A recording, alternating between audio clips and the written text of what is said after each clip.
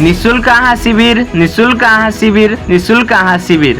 हजुर, यही असार 15 को विशेष अवसर पारेर क्यास कम्प्युटर सेन्टरले लिएर आएको छ सम्पूर्ण विद्यार्थी, अभिभावक तथा स्थानीय बासिन्दाहरूका लागि निशुल्क आहा शिविर।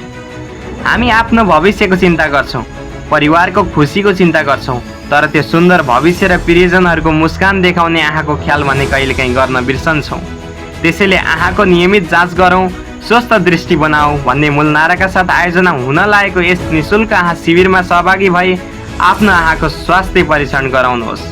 एकछिनको समयले आँखाको ठुलो समस्या पहिचान गर्न सक्छ। सेवा पूर्ण रूपमा निशुल्क छ र अवसर पनि एकदमै बहुमूल्य छ।